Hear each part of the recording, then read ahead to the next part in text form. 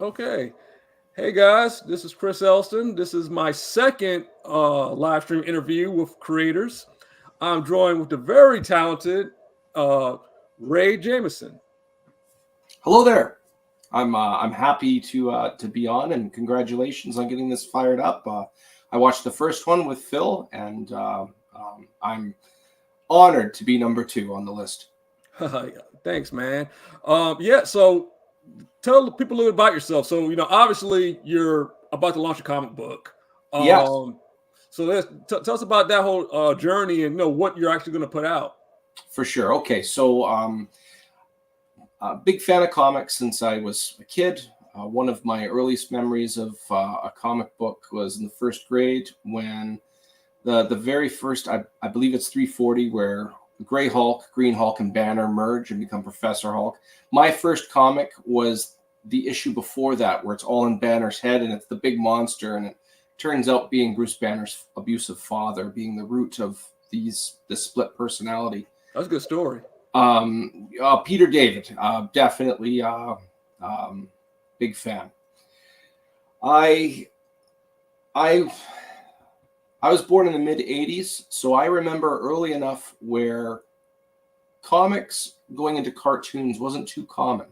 I mean, you think of a Spider-Man cartoon, there's fistfuls of animated series of Spider-Man nowadays, but I remember in the 80s there's a Spider-Man, and then eventually Spider-Man and his amazing friends, but that was about it. And then going through the 90s, there was more animated series, obviously Kevin Conroy, Mark Hamill, and Batman.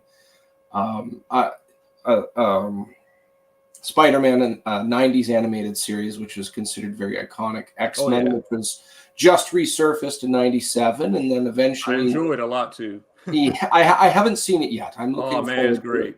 great. I'm always leery of reboots or reprises because it's either going to be amazing or terrible. It's kind of a coin toss, but I'm Mhm. hearing good things about it. Oh yeah, I have no complaints about it. Beautiful. And eventually, I lived long enough to watch this get more respected in media, so there'd be a chance on a movie. I mean, for what it was worth, Spawn was pretty cool, but the big impact, in my opinion, was Wesley Snipes and Blade, and then Heck obviously yeah. X Men in 2000, and then Tobey Maguire and Sam Raimi and Spider Man, and then eventually big, powerful franchises like the MCU. Um, I've been through. I love concepts of like hero and protagonist versus antagonist, and not necessarily a superhero theme. Um, just over 10 years ago, I started playing tabletop RPGs, in specific, mostly Dungeons and Dragons. And the main reason for that is I moved across country up here in Canada. I live in Winnipeg now. Oh I nice. left all of my friends. I needed an excuse to hang out with my friends. And it's not like I can go and fly and see them all the time. I'm a working class Joe. So we decided to play this via webcam, just like you and I are talking right now. And it grew from there. In regards to this comic book, when I was a kid, I took a couple of comic courses and learned all about the penciling to the ink to the coloring to the narration and the dialogue and making your own hero and giving it its powers and the origins and the look and all of the critical things. Um, when I made this comic, it's fantasy themed. It's not about superheroes. Hmm. There are protagonists, of course, but one of the main reasons I did fantasy is because of the story is actually the first homebrew campaign I ever ran. And by homebrew, there's no modules and there's no copyright material. It's all based off of my own lore that I just Ah, made on cool. the side. So the only thing that's different is when I ran that homebrew campaign, the Hmm. players that were playing, they made their own characters. I subbed out those characters for ones that I created of my own, just to make the story flow a little nicer.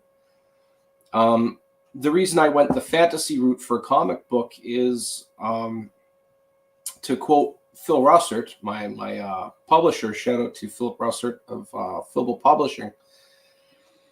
Um, to quote him, it's very oh, how can I'm going to lose this quote? I'm going to shift pace on what I was saying. It's okay. Anyways, in regards to the superhero dynamic, in order for mine to be to have any type of metric of success, it's got to be quite the story. And this is the first time I've written something. I don't know personally. The masses, when it's finally released on April 30th, they will be the metric. They'll tell me if it's a good story or not. I'm obviously going to be biased. I'm pretty happy with what it is. But another thing, if I did a superhero theme, that story's got to be a very loud voice in a large group of voices. There's lots of different superhero stories, and I'm not saying whether that's good or bad. There's lots of cool stories still to be told with superheroes. Mm-hmm. But for me, and a first-time writer, I wanted to just write something that I felt was unique. And if it was unique enough, it would be worthy of the industry. And eventually, I found an interior artist, Evan Quiring, local Winnipegger. I don't know if you've ever heard of Lucha Mysteries or Murder City Devil.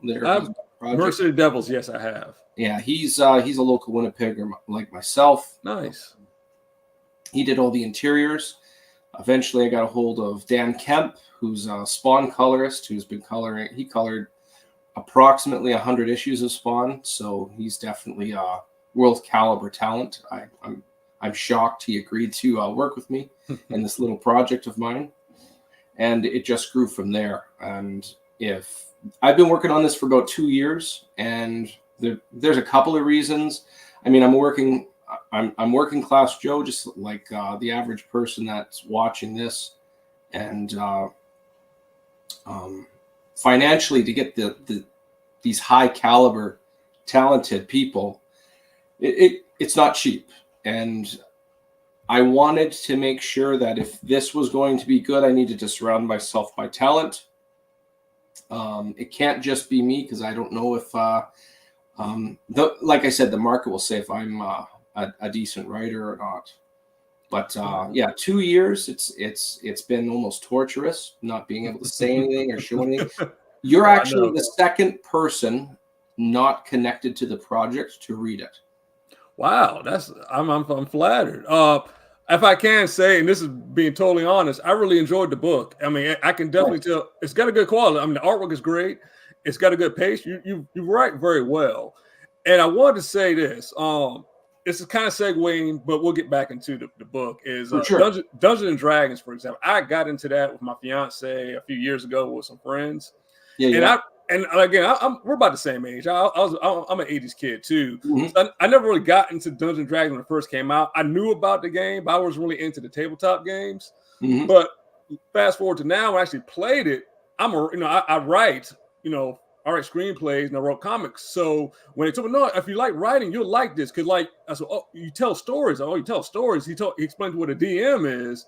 How you can pick your character, how like it's set up, then like you follow the rules in the book to a point, and all right, you're ambushed by trolls or whatever. What do? You got to figure out what to do. That was cool to me, saying, so, oh, cool. So you kind of just improvise along the way, create the story. So what I'm getting at is if you can set that up, then you probably are a good writer, what you showed me in the comic book. I really appreciate that. Thank you. Yeah, no problem, man. I mean, yeah, I really enjoyed it. Again, I won't spoil anything about the book, but it's got all the stuff you want, like a fantasy story, and it does have heroes. And they're your ragtag team of heroes. You know who I like the most. You know what I'm saying? But I like those kind of creatures anyway. So he was cool. It's a very interesting take on it. I haven't read a lot of fantasy stories. I've read like the big one, Lord of the Rings and stuff and all that. Now I read a few of the Dragonlance Chronicle books, but the story you set up in this, without giving it away, is very interesting to me. I think that's a different take on what I know people have seen. I think people like that. One thing I had a concern with, like I said, I did this as a D&D setting, and we played it out, and I really enjoyed that. I like doing things that are unique in concept. So the trailer is public already. So it mentions in the trailer a dynamic involving a drug issue, which and it hints at other things too. Yeah. I don't think the variables at play in all 3 issues. You've only read issue 1, of course. How it plays out at the end, I have a hard time comparing it to something. That's good. So I could argue it's good and bad. I mean, if I had to give an elevator pitch, it's a little bit of this and this. I can't do that. That could be a little bit tough. But at the same time, I think the trailer does a good job breaking it down of what you're about to get yourself into. Yeah, and I mean, again, like, as far as the pitch goes, the setup you got the classic setup of the heroes in like the medieval setting. That's enough to kind of pull people in, and like then you hit them with the hook once they're invested. And I think that's what works even better. You know, you Right kind on. of surprise them. You know, so that's a good thing. Yeah. Do you want to talk about the book a little bit first, or do you want me to start showing pictures? What would you like? Well, it doesn't matter to me. Well, you mentioned, you know, what if we show the pictures? Okay. I've gone through a lot of these streams. I love to switch it up. How about you give me your opinions of the characters? Because you know, you've read the book, so you're familiar with the characters. So maybe you can give your reflection on it a little bit, if that's okay with you. Yeah, It'd be nice to have a little bit of a back and forth instead of me. I always fear I'm going to go stale with information. I don't want to keep going the reciting the same script. So this is kind of like your hero shot of all the characters. Yes. And I can't remember all their names right off the top of my head, but we'll kind of go through it. I understand. Yeah. Well, so the little guy there, his name is Dunnan-Eni. And is he kind of like a rogue kind of like guy? Or... Well, he's got this odd. So he's a half dwarf. His dad is a dwarf and his mom is a gnome. Similar to how his mom has influence at an arcane level over nature, he appears to have a hybrid of a similar power, but on metal and like glass and crystals. So he's got this jury-rigged telescope hanging off his shoulder, which can blast raw magic out of it. Yeah, now you did a good job of showing that in the book. You know how powerful it is, and I see he's got a shield, he's got the hammer, and so that's a smithing hammer. So obviously, like I was saying before, he can have influence on metals. His smithing hammer, he just made it like bright hot white. So he's hitting something that's hot, so it has more influence on what it's striking essentially. Cool. And his person, from what I read, he's like a very snarky type character. He's like kind of like the clown of the group. Like yeah. So it's funny. He's kind of contrast there. So he wouldn't consider himself a joker, but as you've seen in what you've read, it's actually a coping mechanism. So when you see him getting clownish, it's actually right in the middle of chaos. He's actually very nervous. Cool. Now, like I said, I like because again, when we're introduced to the character in the beginning of the story is him and my guy right here, Madcaps. Yeah, he's really I like his design, his attitude, and everything. He's like, I guess he'd be like the tank of the group. Yeah. So you know what? From all of the feedback I've gotten, almost every person that has read this, you're number 2, but including the people that are attached to the project that have read it, more often than not, he seems to be a fan favorite.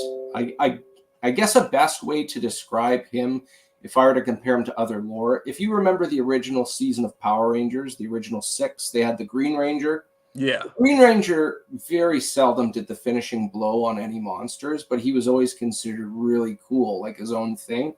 And I consider Madcaps of a similar wavelength. So he's actually very intelligent. He's 6.5 feet tall. He clears 350 pounds. So a lot of people think of him as just... See, the weird thing about a lot of stories, another thing I wanted to try and break in regards to tropes, big dudes usually equal stupid, oafish meat shields, and I wanted to avoid that. He's actually, his most potent dynamic about him is actually his brain. Now, obviously, you can see in the picture there's he can store lightning in his gizzard and then spew it out after, and you can see a nice, lovely shot there. And you read it in the comic. He actually gets to do that once, which is kind of cool. It's a limited reserve, just like a snake with poison in its fangs or a skunk with its potent defense mechanism. It can't just do it all the time at will. He actually dabbles in the arcane, and you see that a little bit in the comic. Yep. He in the trailer, he's referred to as the brawny intellect, but another good way of putting it, he's actually a charismatic introvert. So he draws attention on himself, and he doesn't notice half the time. Yeah, I kind of noticed that in some of the panels and some of the dialogue exchanges with him. I think another thing that's striking about him is the fact, again, he's a drag. He's like got the dragon look. People, who doesn't like dragon designs? And Yes. it's the color scheme. Like, this is very. He would make a cool action figure. That's how I always. You're not the first to say that. I've heard that before. Well, that's how I usually base a character off of how cool their cool like scale is. Like, if the action figure worthy. And he's just his design, like the red cape, especially like if you market this to like kids, like this is something they would grab off the shelf, because he just has that look about him. But the reason he has that look, he's actually a descendant of something known as the Great Stormworm, and this thing is essentially, from what records can tell about this thing, it's essentially a large kaiju-esque electric eel. So he's basically a descendant of that thing. Cool. So I'm assuming if you continue doing this after the 3-issue run, will we be seeing like some solo books of the characters? Maybe him doing some stuff. You know what? That's I never considered solo books. My goal right now, again, this is my first time. I wasn't arrogant. Yeah, I wasn't arrogant enough to say we're going to start doing a monthly issue and I'm going to make it amazing. What I wanted to test the waters. If this ends up being just 3 issues and that's it, I am happier than happy, and that's okay. I walk away with my head up. I wanted to express a story, and I'm super happy with how this is going so far. If it stops there at 3 issues, great. If there's room, it's popular enough that people want to see more, and B, I'm happy still making the story. Mm-hmm. If I don't ever want to be like, this isn't my main paycheck, so I don't want to be so desperate just to get a story out and sacrifice the quality of what I've put together so far. Right. You've been talking about the characters and how this basically the synergy of the story. I want to make sure every issue has that in one form or another. That's good. I mean, so far, man, you're doing a great job. I guess we can move on. He's actually my second favorite. I don't know. I like creatures. You know what I'm saying? Chazgo. So Chazgo is actually an uncommon variant of an elf. So his people, they're called Argers. Mm-hmm. They live up in a mountain range that's riddled with silver deposits. So I don't know if you know this in real life. If humans ingest and are exposed to enough silver, it actually tattoos their skin blue. Did not know that. You look it up. It looks photoshopped. It looks fake. But one guy was on Oprah once, and he's talking regular, normal, and it looks like face paint. But like you can see right into his hair follicles. All of his skin is blue. Essentially, apparently it's fatal eventually. But this fella Chazgo is not a human. He's an elf. So it's not killing him or anything. There's some other cool byproducts about that. The silver running through his veins in every cell essentially makes him highly resistant to magic, which is a neat little byproduct. His people, those specific elves, they actually worship the mountain, and they kind of have this half truth. They believe the mountain protects them from magic, and they actually look at magic as an abomination. They treat it with extreme prejudice. And anybody that is not of their people, they're not interested. So you could argue they're xenophobic. Chazgo, unlike the rest, he viewed his people and his family as dysfunctional. And he met an individual that gave him the chance to have some magic gifts. And he left the mountain because if he was able to dabble in magic, he knew he would be killed by his very own family. Later on, we'll see some pictures. We could talk more about that, but yeah, essentially, he can hide his appearance. as you saw in this first issue, he's the narrator of this first issue. But he, one of the funny things, the first couple of drafts of this, before I had narration in, Chazgo comes across as very reserved and sinister to the reader. One of the main reasons I made him the narrator was just to deter that, because he was almost a little too guarded to the reader. A lot of that people was smart. That was a good call. This guy's not on the fly. Like, I don't trust him, and I didn't want that. So I made him the narrator just to deter that. Chazgo, he works for a noble, so he can hide his appearance. It's kind of funny if you really think about it, because if he was ever exposed, that could be very dangerous. A lot of individuals that know of Argers, they're the material of like children's scary stories before you go to bed. Huh. So he keeps himself hidden because for his own safety. Those three in the picture there, they're the only ones that know his true identity. I think a lot of individuals can relate to Chazgo. This is an extreme, but I remember when I was a kid, where I grew up specifically, comics were not cool. And I remember those days. You were in the same boat, right? Okay. Yeah, I remember that. That started to break the mold, in my opinion. You know what? Batman the Animated Series didn't even do it, because it did get a lot of attention for some reason in my grades. But when Spider-Man started coming out after that, and then eventually summer blockbusters, Spawn and Blade and onward, suddenly it was cool again. But anyways, going back to Chazgo rather wanting to like conceal himself. I think everybody has a part of themselves they never reveal on first impressions for the fear of being judged in a poor manner. I think everybody can relate in that form, and Chazgo is hiding who he really is just kind of a reflection of that every person can relate to, kind of thing. Cool. Before we move on to the next guy, what was your reasoning behind this costume design? And I said I actually like this. This is it's very simple, but it works so well for him. You know, I wanted him to look like he wore common clothes but worked for a noble. So I wanted it to be 1 or 2 levels up from common clothes. So he's got a little bit of a collar. His shoes look a little nicer than just like something stitched together, or like commoner's boots or wraps or moccasins or some equivalent to that. He looks a little better dressed than the average human. Yeah, I really like that, because if I hadn't seen any visuals, even just to describe them to me, I don't think that's the look I would imagine him as. I would have thought him as something a little more. I don't know what's the word I want to use. Flashy. Yeah, like flashy, you know. But this, I like that minimal look. It looks good. I mean, simple does mean better sometimes, you know. Yes, and in this respect, when you really, if you really consider what he has to do, if he has to hide his appearance, if it's just his face and his hands, well, the clothes, if they're too flashy, it's easy to point out. If I'm wearing pure gold for a jacket, and I change my face and I walk around and come back, I'm still wearing the same jacket. It's obviously me. Right. So I wanted him to wear something that was a little bit better than the average person, but not so much that it stood out. That was he's kind of like in the trailer, he's referred to as the good-hearted charlatan. He's pretending to be one thing, but hiding as something else. So cool. I like all the characters, but I think that's why these two are like my favorite, because their overall designs is very, it's very striking, and it just grabs your attention. One thing I really wanted to do with all of the characters is I wanted to make sure they were very different from each other. Oh, yeah.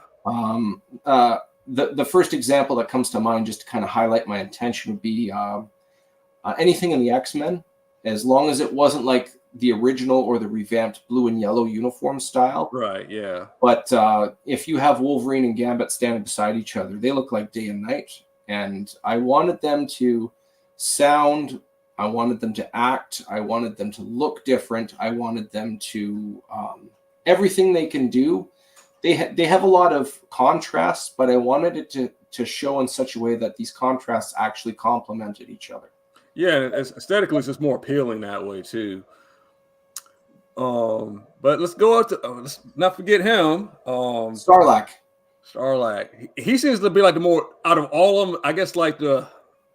is he the most noble one out of all of them? More like the elder? Is that a good way to describe Well, him? they're not very different in age in regards to physical maturity. I mean, they all age at different rates, but Right. they're kind of the same level of like early adulthood. Sarlacc is a full-blooded dwarf, unlike Dun and Eni. He comes from a clan known as the Swamp Trudgers. That's his last name, Sarlacc Swamp Trudger. The reason they have that name is they left the mountains to farm in the middle of swamplands, which is a stubborn dwarvish thing to do, of course. Lots of creatures out in swamps, so culturally they're really good at hunting down and pacifying monsters. He worships a being known as the Divine. So you read in the comic, he mentions a church. You actually see that church for a little bit at one point in the comic book. Mm-hmm. In the first issue, I should say. He actually has, he moved into the city of Ivywood. He wanted to be a good example to the people who are less fortunate. So, hi to CL, Cassiel. Yes, my significant other. Aha. Hello. Basically, what he wanted to do is he felt a calling to be essentially a beacon of light in the middle of the city. Just like in real life, the bigger the city, usually the higher the highs, the lower the lows. And he wanted to have some type of good impact on the lower ends of Ivywood. Because of his devotion to the divine, he actually has some blessings, and you don't see it too much in this issue. Actually, at one point, you see him, he makes almost like what looks like a ward or a barrier around him. You can see that. He has little things like that. That axe he's swinging is actually a holy weapon. That's why you see him. When Sean Langley drew this, and it's colored by Dan Kemp also, that one undead fella that he's getting right across the chops, it looks like a South Park Canadian. It makes me laugh. That's hilarious. Let me ask you a question. How were you able to condense all this into 3 issues, man? Because I mean, just based off the character, you've told me a lot of interesting things. And like as a writer, you know, I've struggled with that too. Like you got all this stuff to tell, you want to try to keep it condensed. Now, what was your approach to that? So one thing I did unintentionally, which definitely worked to my favor. So as a dungeon master, one of the things you have to do is you have to be prepared. You can't be prepared for everything, but you're continuously trying to anticipate surprises. You're continuously trying to anticipate answers to questions you think they might ask. So if I tell somebody they're in this realm, like these guys exist in a city called Ivywood, well, I've never you're the first person I'm mentioning this to, but a little history on the city of Ivywood. It actually is founded by it's founded by an alliance between humans and orcs. Now, the settlement has lasted long enough to see a lot of disgruntled orcs. And I'm trying not to make it political, but the city isn't really that united. It's got a couple of issues in regards to just flow of the city and stuff. Madrakis, as you saw in the first couple panels, he wasn't happy going back to Ivywood. A lot of orcs used him as a metric of whether or not one was tough. So he had a hard time growing up in Ivywood. Other things, I ran that story just over a decade ago. I really liked that story. So I've continuously thought about that story and I've had time to play out. I hesitate to compare this to Lord of the Rings. I'm not going to, but coincidentally, J.R.R. Tolkien, when he wrote Lord of the Rings, there were so many stories that he's written prior to that point. If you read just Lord of the Rings or watch the movie, there's questions you want to ask, and ironically, if you have any experts, the experts can answer the questions. Right. When you read this book, there's obviously a lot going on that I haven't explained, and it's not that I forgot to. I've just the rest of the world is existing around it at the same time. It actually feels like it's a day in the life setting, which is what I want these 3 issues to feel like. It all takes place during one night. Okay, I got you. Almost like a real time. Yes. Yeah. So one, I've said this before. The last Judge Dredd movie, that was a good day in the life setting. Yes, it was. It wasn't an origin story. It wasn't. Although you are being introduced to characters and things happen, it's very obvious there's other things going on aside from that story, and you actually feel like there's a world going on. Yeah, and that just leaves it open. So if you want to go back and do other stories, there's more to say later on. If I wanted to, yes, Yeah. I definitely could as a byproduct, but it was never originally my intention. Yes. Before we get going, I think let's see. I'm trying to navigate through I'm getting some messages, not on the actual Facebook page, but I think my inbox. Can you send me some links in the Sure. private chat? Now, if you send them a private chat, I'll post them down here in the comments. I think people want to know where they can sign up for your book at. Oh, beautiful! I'm appreciative. We have Madcaps. You can find on Kickstarter. I'm just sending the link to you now. Issue number 1, Filbo Publishing, Filbo Entertainment. I am very grateful that Phil took me on. Like I am beside myself. Let's see if I can do this without messing it up. Let me see.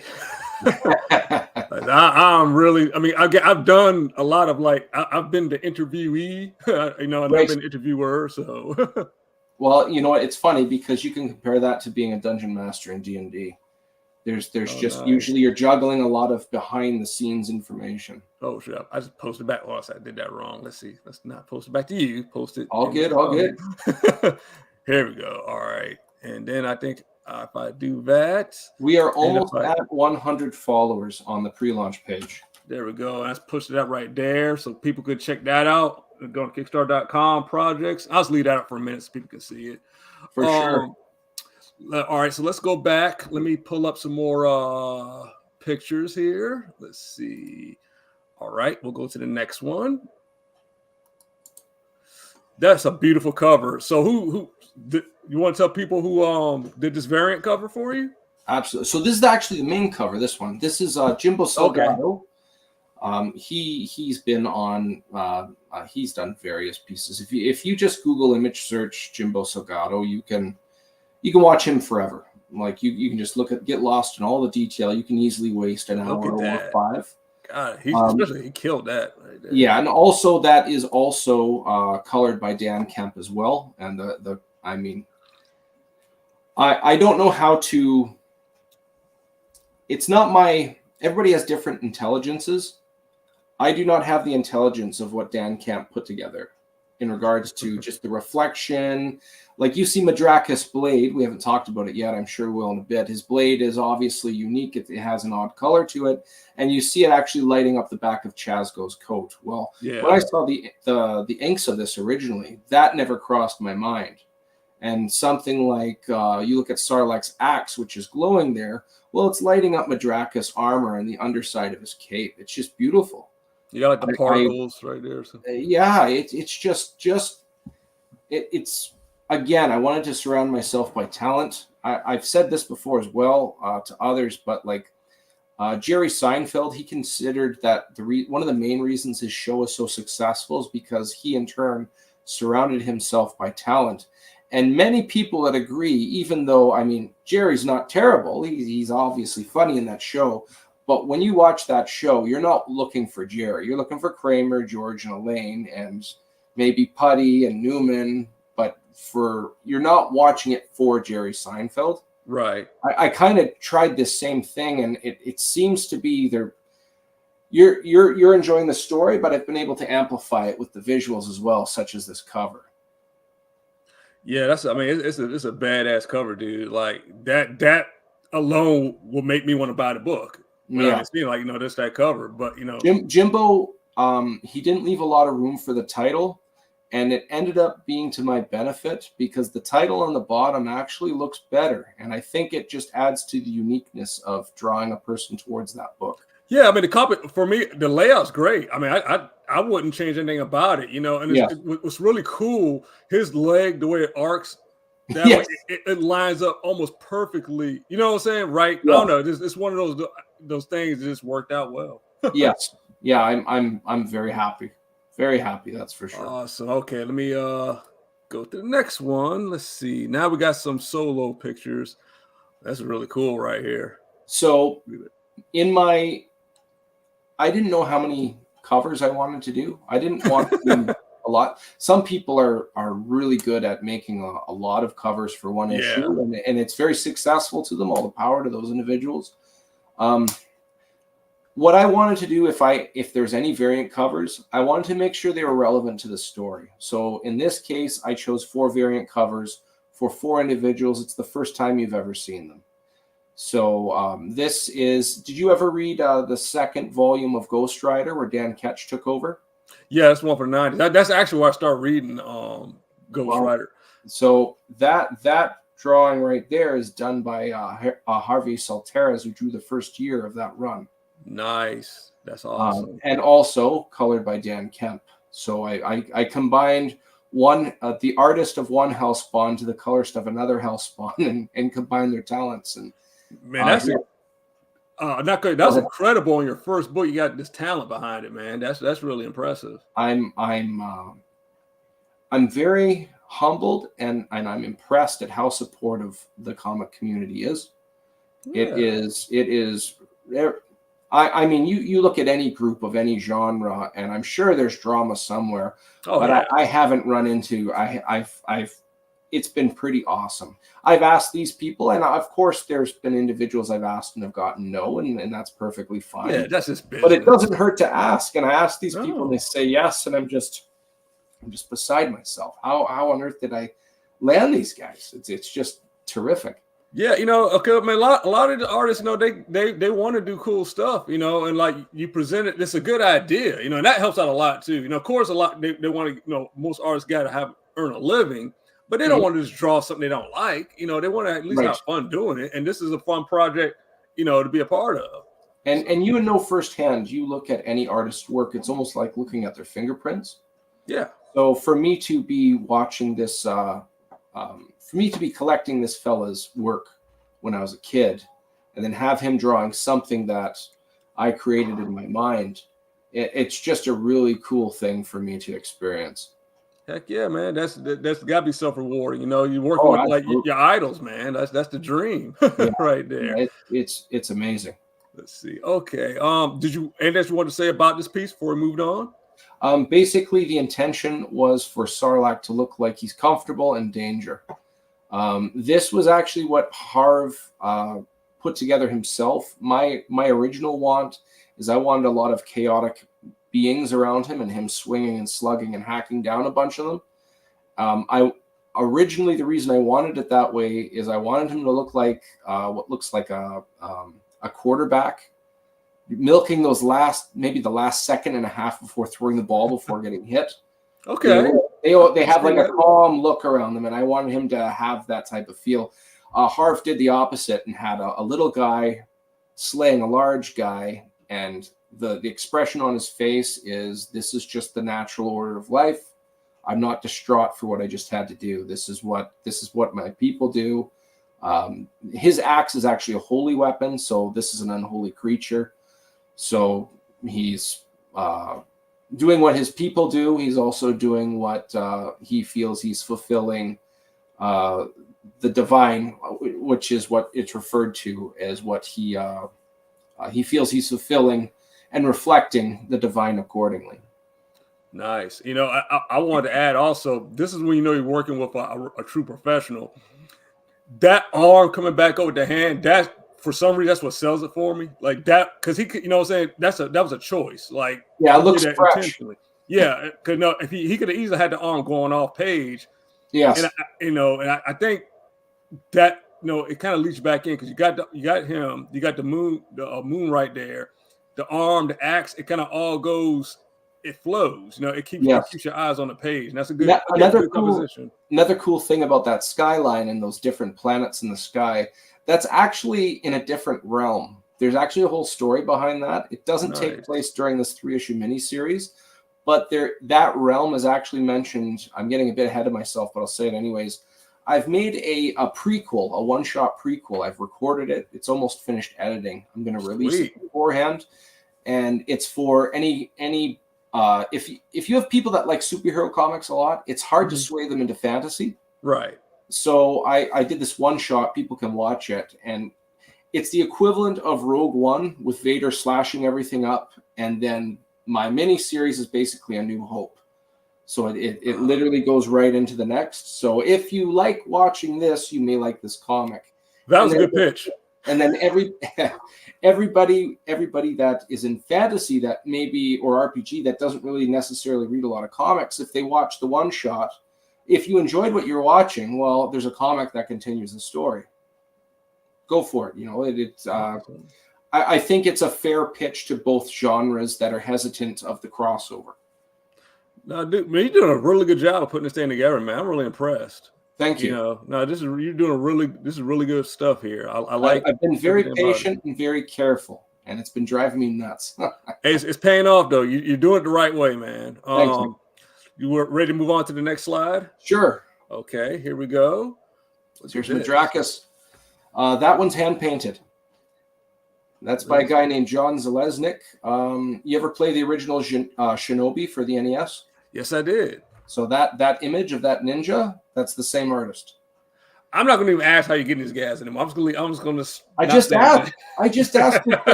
I mean, I didn't get just yet because I got a lot of notes too, but I'm beside myself. Like this guy's done Warhammer, Magic the Gathering. This looks like an MTG card, like Magic the Gathering. You slap that on a card, it looks the real deal. That's what I say, dude. Like this picture right here, like you could do that. You could take this one picture and do different variants of it. You could make this like an NES game cartridge. Yes, I think it would make an excellent.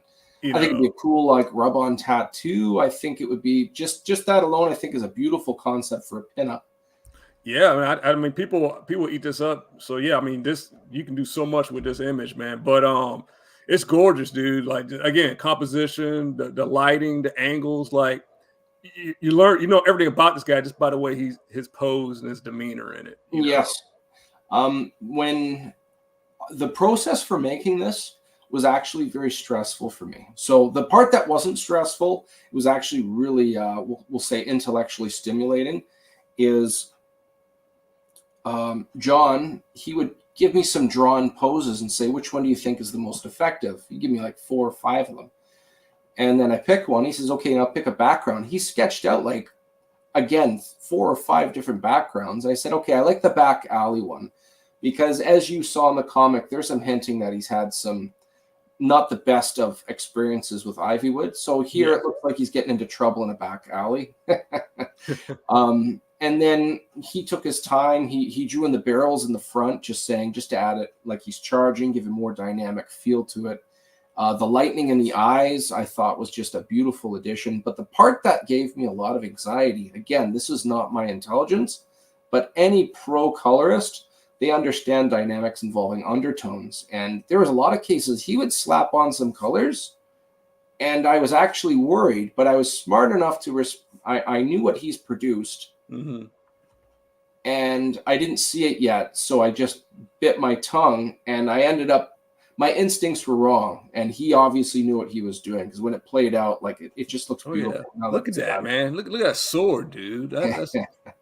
That sword is actually a mix of different alloys. The reason it has such a purplish look to it is because it's got a bunch of obsidian mixed into it as well. And there's a whole story behind that. I could say a little bit, but not much more than what I already have said. Well, let's save that. We don't want to give everything away, but no, it looks really cool. I really like it a lot. Yes. Yeah, I'm a fan with how this entire picture turned out. And again, so Shinobi I played as a kid. There's a franchise in the late 90s, early 2000s called Worms. He did the cover art for Worms 2. Okay, I don't think I heard that one. It's turn-based side-scroller. It's like armies of worms that blow each other up with... It's basically like Looney Tunes fighting with military-grade weapon. Sounds fun. Oh, yeah, it's a hell of a lot of fun. The other one he did was Warhammer Chaos Gate, the original from the late 90s. The cover art, that's him. Excuse me. I have nothing but good to say with everything I've seen so far thrown my way. It's dope, man. Really dope. Let's go to the next one. But this is love that, especially the back right there. It's really cool. The tendril like hair. Yeah, I like that too. It's unique. All right, so now we got this one. So Dunanini, as I was saying, he's a half dwarf and he can manipulate low levels, different alloys, and different crystalline structures. You can see the telescope. This image was done by Jenna Stark in New York. It's digital. It's meant to look like it's painted. Oh, really? Okay.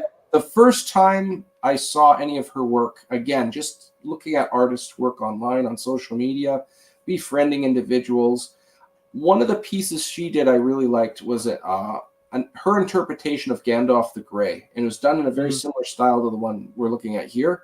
And I thought this would look excellent as a cover. I think this is for a fantasy setting.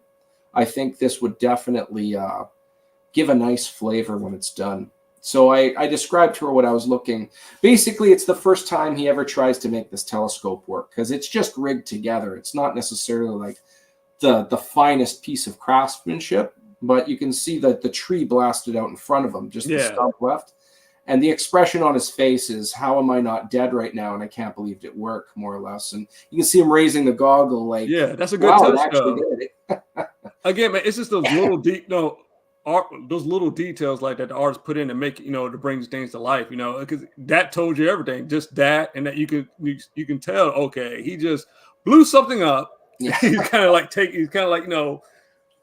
assessing the situation. and this is another good example of again, coloring is not my like the high levels of coloring. That's not my realm or expertise. Some of the colors on here, when Jenna started putting them down, I was actually mildly worried, but she obviously knew what she was going for the end product. And when I saw it, I was happy when it was done. Oh yeah, I mean, a lot of it's like it's blending and layers and stuff. Yeah, like that apron, that vest, it's supposed to look like a smithing vest. Yeah, it's almost like a light tan color. When she started, it had like light blue as the undertone, and even now I don't understand why that works. But I see the end product, and I get that part. I know enough to just. Well, I think that comes because the sky is kind of blue, like it's reflection from the sky. You got to kind of blend that in there, yeah, with it. But look, just like the globe from the hammer to like the armor right there, like then it bounces off right there. Just those little details, then right there, right off the tree, like that's what you want, man. That's really good work. Awesome piece. Gorgeous piece. I'm definitely happy with how these things have been turning out. Yeah, man. I mean, all this stuff is like. Okay, then we got the last one, our guy right here. So Jazzgo, as I was saying before, he can don a human disguise. This was done by Erica Hollis in Chicago. I wanted to look like he was donning a disguise while entering a lit room, and she took it a step further and kind of did a play with shadows. So the shadows hiding what he actually looks like as he's entering the room, the shadows disappearing kind of thing. Yeah, that's pretty slick. Then she did the thing with the eye right there. Just that one little thing. Then like the hand back there pushing the door. Yes, I like this one a lot. I had, Eric and I had a bit of a challenge because we wanted it to look like a dark room, but if it was all black, it would be dead space. Right. So we both concluded with this green light to just kind of highlight his profile. So it gave more life to the picture. Yeah, that's cool. I like that. Now that's kind of what you notice first, and like where is it coming from? What is that? But it's really good. Yeah, I'm definitely happy with how all of them. I've said it a bunch of times on this one already, but again, he looks like he's wearing commoner's clothes, maybe a step or two up, but not so fancy that you would pick it out from memory. Yeah, and again, I think that's what I like him a lot. Just that outfit, you know what I'm saying? Like that's just a really cool. I don't know, for a fantasy setting, that's just something very casual. I like that. Yes. I like that look a lot. But okay, let me see. Come back here. Yeah, so I think let's see. I don't see any more messages right now. But people are watching. But yeah, here's the link. So everybody who's watching now or will be watching, you launched the 30th of April, correct? 30th of April. So this Saturday, that'll be the 1 month mark. I have a second teaser trailer coming out on the 16th. I have the one shot prequel that'll be coming out sometime before April 30th. There's a lot to show. There's a lot to talk about. And at the same time, there's a lot I have to keep my mouth shut about. Oh yeah, it's just like it's torture, isn't it? Oh, it's So something. I'm gonna take this down for a minute because I would like to show the video for people.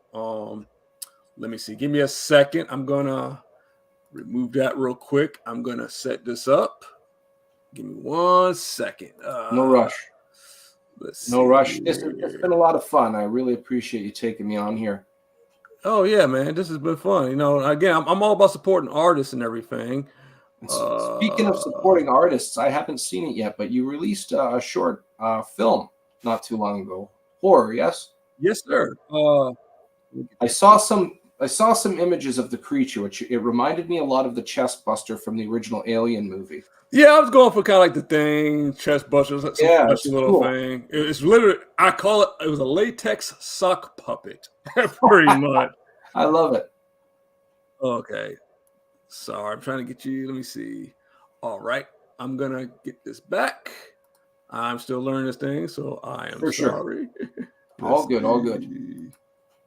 All right, so let's get that. Let's see if I can get this thing going. I might just start from here. Can they? There we go. There we go. All right. Can you hear it? A brawny intellectual, a devout farmer, a good-hearted charlatan, and a social facilitator. This circle of friends shall reunite in their hometown, Ivywood. Before they can depart for employment, they are interrupted by a local drug problem which carries hidden, sinister undertones. Can they survive the night? And what is the source of this danger? The bond amongst these friends may be the only metric to answer such questions.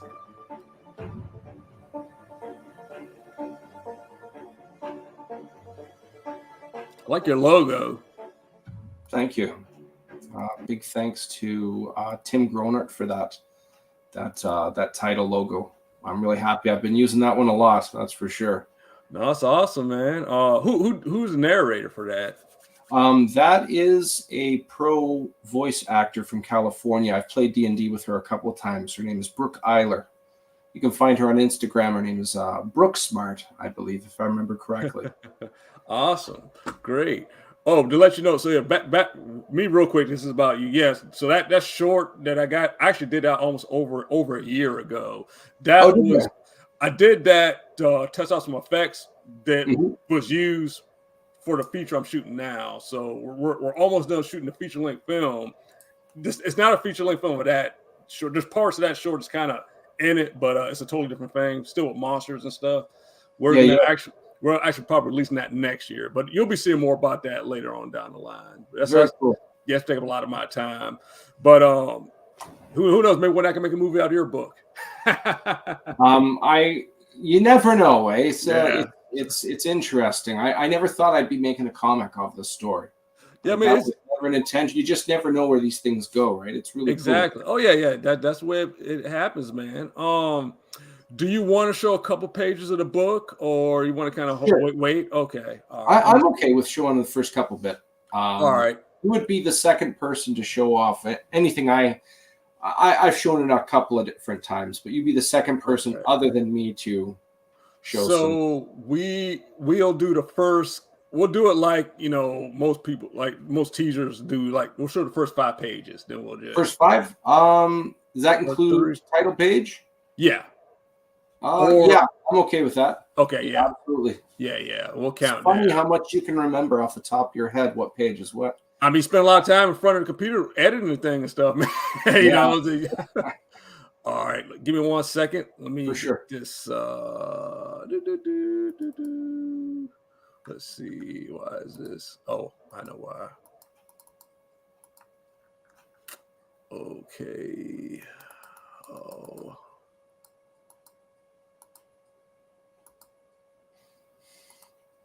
yeah, it's nice to finally be the light at the end of the tunnel now. We're just in the final month here. This is when you were a kid, you ever watch in the 90s the Disney kids cartoon that wasn't for kids, even though it was shown on prime time, called Gargoyles? Yes, of course I watch Gargoyles. So do you remember the three sisters, the terrible sisters? They're like witches. They all Yeah. look the same except they have different colored hair.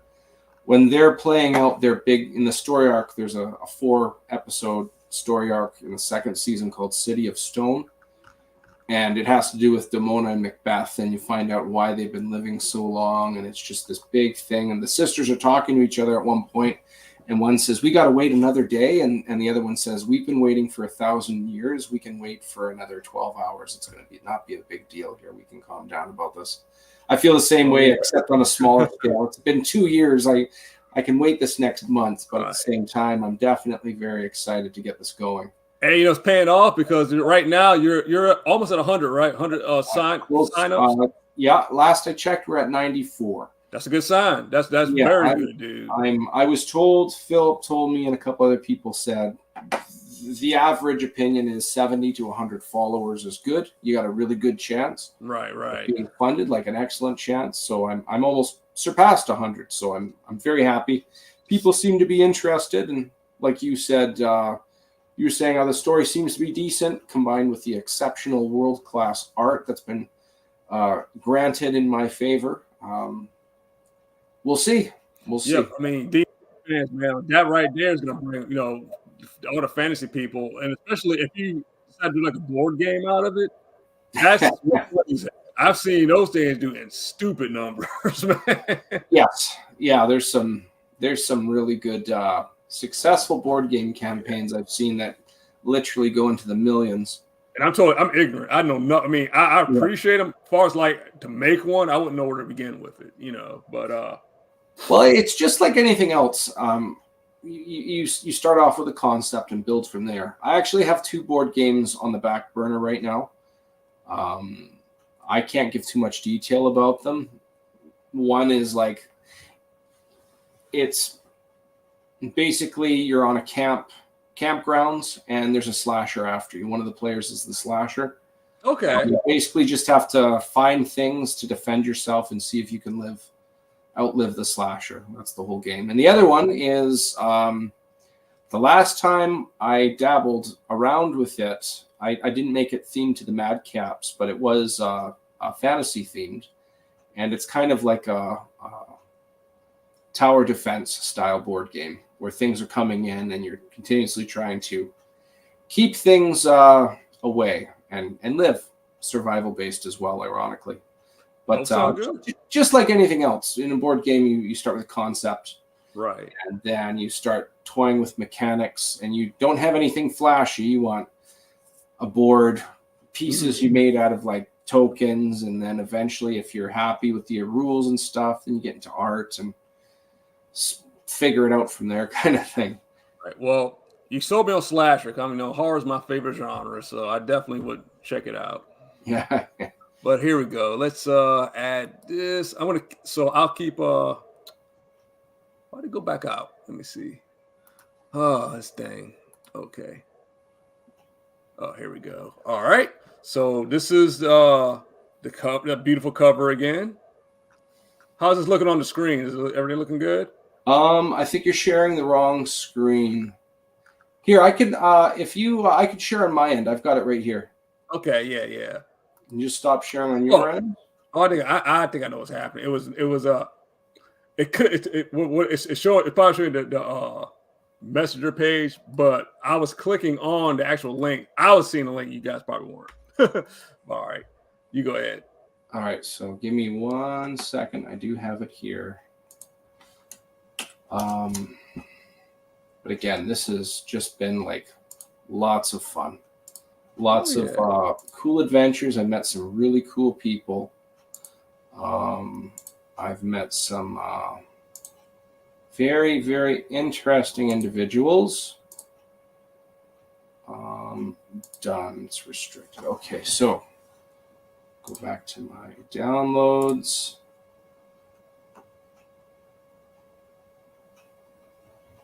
I know you're hiding here. There we are. Boom. And then go back to StreamYard, present, and then go to share screen, and then pick a window, pick a tab, PDF, and away we go. There you go. I'll add it now. And I'll take this down so people can see it. There you go. All right, cool. So if I hit F11, you should be able to see a larger screen here. I'm going to shrink down the imaging a bit. So we already saw the main cover. We have a little bit of dialogue here. And anytime you want to stop me and talk about something, feel free to go ahead. Here's the first panel with Dunnan and Madrakis entering Ivywood. Great opening page. That's a good angle and everything they did. Yeah, Evan had a great job with the perspectives here. You can see the guards awaiting them. You can see Dunnan sticking out the back. I wanted them to look like they had a very, very contrast of Ivywood, their opinions. So you can see Dunnan is looking forward to getting there. You can see Madrakis could care less. He's just sitting there, and he's literally in shadow, almost like it's visually brooding on him that he's back here. On the second page, you can see the panels. You can see Madrakis and Dunnan getting out of the back of their out of the cart. You can see them approaching the guards, and one funny thing, and I'm not spoiling anything here. I've talked about it a little bit in other places. You can see the guard asking for their names before they enter. Madrakis is hesitant, but he says his name. As soon as you go to page 3, you can see the guard's expression, like, I know that name. And then he says right away, Ivywood's charges on me were dropped. And then they look away and behave themselves. That one just gives me a chuckle. I really like that, the subtleties of that and how that plays out. I love the facial expressions on them, too. It's almost like you could tell these guys are rookies. They're looking for a fight, but they know they'll get in trouble if they're doing excessive force or anything like that. You know, they need to behave themselves. But it's almost like when they heard the name, they had an excuse to fight. And instead it was, okay, we better behave ourselves. A good chuckle. But you can see right after this page, I won't show any more after this, but you can see they're about to split up and go find the other two. And meanwhile, as you can see from the first page onward, Chazga was writing to somebody named Annette. It's not really established who Annette is here in this issue. You shouldn't know, but it does dawn the question, who is he talking to? For such a reserved individual, he's openly speaking to this person. This must be of some type of significance. But it's shown to look like it's on parchment, as if a letter's being written. Yeah, I like that. You can see through the rest of this issue, you can see the letter it's consistently talking about what's going on, just kind of giving a different insight onto there's the show and then the tell. The tell gives a little bit of a different perspective on the show and just kind of gives a broader scope of what's attempted to be portrayed in these issues, or in these pages rather. Nice. Like, it's a good artwork, man. And yeah, I really appreciate all of the talent that has gone into this. There's so much. Yeah, I'm going to stop sharing here. Oh, no problem. So we hit just about that hour mark. So a couple things we'll wrap up. So I guess, for people who have not made a comic book yet, let's say like somebody wants to make one, okay, and like they have no experience at all, but they got an idea, they got maybe a little bit of money or something to get some people on board to help them out. Yes. What would your advice be to them? So my advice would be write a story, put it away, and think about it for a year, and then look at the story again, and you'll have a fresh set of eyes. You'll be able to pick it apart. And then put it away again for a stretch of time, whatever that time is, and then look at it again. And then future you will have more brutal honesty over the thing that you were initially excited on. One of the things I've noticed in any crowdfunding campaigns, not that I'm a big expert, but a lot of projects The biggest poison is a toxic level of optimism about potential on a story. As I've already said, I've been very, very careful on this. I haven't wanted. This is going to be great. I'll throw it out to the world and see what happens. I've done quite the opposite and thought very hard on myself. Where am I lying to myself? What? And I've had friends that have looked through my script. I've had friends, and then I've had colleagues. So the friends are obviously going to be biased. The problem with that is I don't want to write off my friends because they might not be as biased as I think. So I do want to hear the good for you and attaboy. I had one close friend. One of the characters is actually based off of. He said I couldn't put it down. I went right through all 3 issues in your script. I loved it. And that's how I felt about it. I don't have that confirmed yet. But the everybody else they'll be able to confirm or deny whether that's not true. But you're making your own comic. Once you have the script down, which takes, for me, it was 10 years because it wasn't initially a script. So I kind of had an advantage there of time. It's like the difference between aging cheese and prematurely aging cheese, they're not going to taste the same. So I actually had the long-term effect of letting it marinate. And once the story's established, then look for an artist. And one of the cool things I like, everybody could argue till they're blue in the face, who is the best artist, who's the best colorist, the best letterer. Right. It's not about the best artist. It's about what's going to represent what you're going to bring to the table. Exactly. If I was putting together something that was for a kid's book, I mean, I'm sure it would look cool if I had Alex Ross doing it, but I do not need Alex Ross caliber art and imagery to depict a successful kids book. So every artist, I would definitely give a chance on artists that aren't as grand and accepted and known. Maybe just local ones that you know, or like what I did. Every artist, I came across them on social media, and I thought that would look good with what I'm looking for. That's a good approach, man. That's a smart thing to do. I mean, obviously, like if you want to like do variant covers and stuff, you might want to get some bigger names to help bring that in. But as far as like your interior artist, somebody who you're going to be doing this for the long haul, I would want to get somebody just kind of unknown, because we're unknown, so you can kind of grow together. You could be like the new Jack Kirby, Stan Lee team, So I mean, or like Kevin Eastman and Paul Laird. Yeah, you gotta give people a chance. But that's a very good answer, man. The last thing I wanted to ask you is because we've all like have done the crowdfunding thing, and I know you haven't launched yet. But what do you want to tell people about your experience as far as the process? Because again, making the book is one thing. Doing the social media and setting up the Kickstarter, that's almost just as hectic as creating the product itself. It's definitely its own skill and discipline. That goes without saying. So the first thing you want to do is if you're confident in your product, again, I took time. Some people don't have that advantage. For me, I wanted to make sure that anybody who read it, I was getting at least a 51% approval. I got more than that. If I'm getting thumbs up, then there's obviously a market for it. The second thing you want to know is who's going to like your book. If you're doing something about vampires, well, I'm on Facebook. I'm going to want to make sure I'm part of vampire groups to talk about my comic to people that are interested. The market isn't just the comic books. It's the theme. There was... Chance Edgarly, I reviewed a comic book for him. It's called An Eye for an Eye.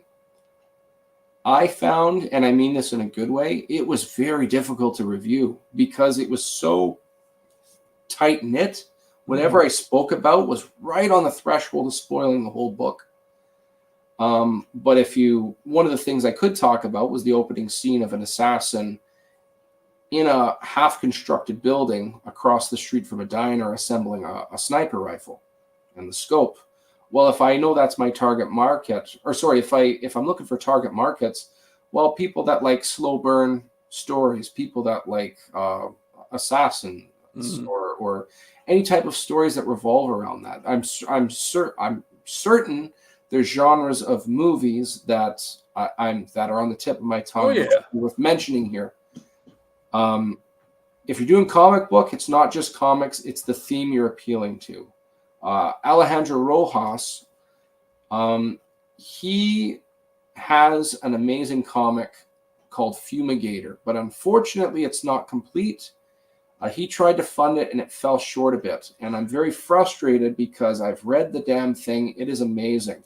And if I did a sales pitch about that comic, Old Man Logan in the world of Fallout, the video game. That's a good pitch. Shut up and take my money. Like I don't know. Like it's an action. But if that's my full-time job to promote that, well, I'm looking up on any social media dystopian groups. If I'm looking up anything to do with retro futures, I'm looking up anything to do with that's my target market, not just the comic books. Because comic books, if everybody's in the same comic book groups online, not everybody can buy every comic book. But if you have somebody that likes the Fallout genre and you say this is a comic book that's basically Fallout, but the main character is an old guy who should be retired like years ago, it's basically Old Man Logan, hates his job. You would probably like this. You see some of the art, it looks like something out of Fallout with like plasma pistols shooting down these giant mutants. It's awesome. Yeah, and I'm so glad you said that. You brought up a very good point about the groups, because again, it's great that we have a lot of independent comic groups out there supportive of each other. But I think you're doing yourself a disservice if you're only sharing to those groups, because they've got their books too. So you're kind of just in a circle. You got to expand out of that and find an audience outside. I have a coworker. He has this funny joke where he says, "I'm a hardworking guy. If you don't believe me, ask me. I'll tell you." And if everybody is just in comic groups, and just promoting to each other, you're basically telling each other they're good. You need more. You want more people. You're actually helping out your fellow comic creators by bringing in these fresh eyes on your product.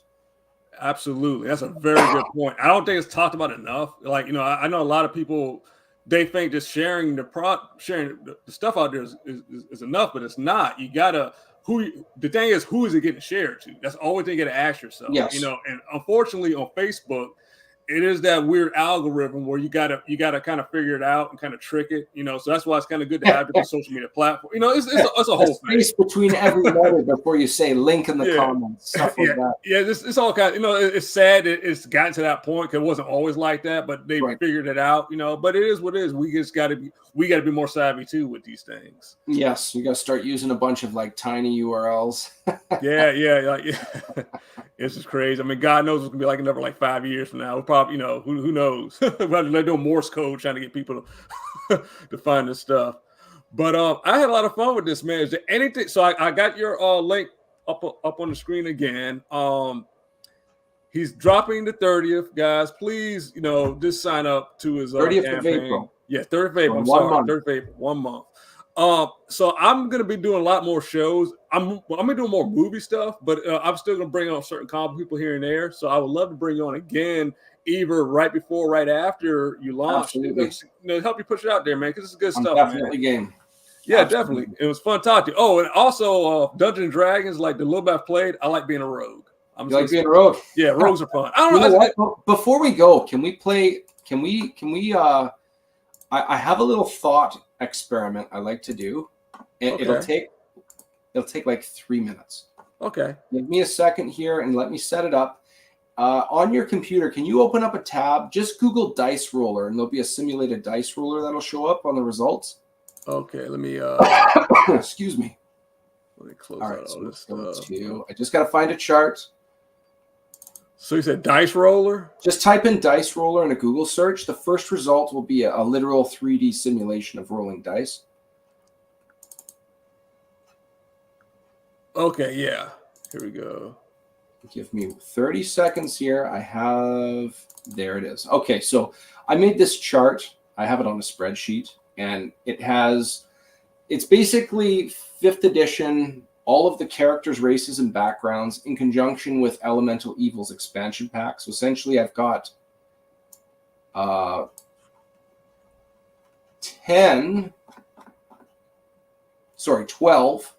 options of each. So in your dice roller, I want you to roll for me 3 12-sided dice and tell me what they are. This is one of the cool things I like about RPG is the collaboration of story. You kind of hinted on that earlier with the Dungeon Master. I really like it when players add to the story, and sometimes I've been tricked, and there's been some really like cool surprises. But okay, I got 214. 214. Okay, so Aarakocra, which is basically a bird person.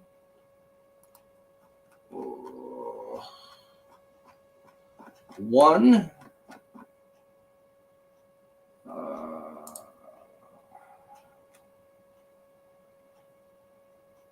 We have a charlatan. And then 4, which is warlock. So we have a warlock, charlatan, Aarakocra. Give me a name.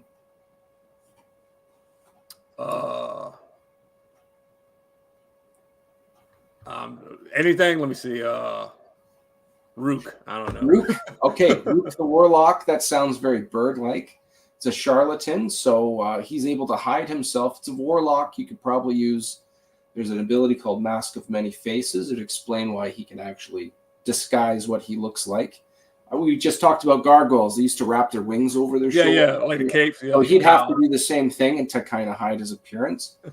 I love little making characters like that between two people. Like imagine one of those birds flying around casting Eldritch Blast and nobody can touch him. Like that's just a really cool concept. Heck yeah. I'm yeah. excited to like play that out now in some form in a later date. Dungeons & Dragons is a fascinating concept, man. Now to actually know a little bit more about it, it's like, man, you could really just, if you ever have writer's block, you can just play this game and figure out some stuff. You know what? For me in writer's block, be it D&D or writing stories, one thing I like to do is I like to play music that is usually symphony, but anything that doesn't have lyrics in it and it's music I'm not familiar with. Mm-hmm. So if I'm playing something, if I play Indiana Jones soundtrack, I'm just going to be imagining being chased by a giant boulder. Right. But if it's music I don't know and I'm thinking about a story, the music actually helps provoke thought for me. It's like the big antithesis to writer's block for me.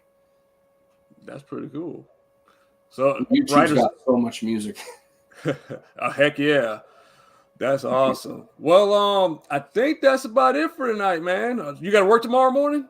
Unfortunately, I was going to say unfortunately. Fortunately, I've got a 4-day weekend for this Easter weekend. So must be nice. Must be. No I work tomorrow. I work a few hours on Saturday. My job's kind of laid back, but I got another video I got to do this Saturday, and I got my own stuff to do. I've been doing in between the movie stuff. I don't have a lot. I wanted to do more short films. I just don't got time to crank them out like that. Right. So I'm just gonna be. I'm doing like a lot of sculpting, so I might do some little stop motion sculptures in between. Cool. Just to keep the creativity going. Yeah, I hear you. Okay, but, I really appreciate it. I know I've said that already, but no problem. This has been great.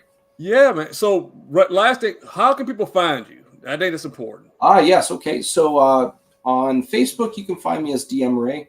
DM means Dungeon Master. You can find the Madcaps Facebook page. You can also find me on Instagram as Raymond the DM. DM Ray was unfortunately taken, but you can still find me accordingly. Those are all the critical ones that are active and provide all new updates on anything to do with the Madcaps. And in the next couple of weeks, it's going to ramp up. Please go to the Madcaps on Kickstarter. All you got to do is type in Madcaps issue 1. It's by my publisher's running it, Philbo Publishing.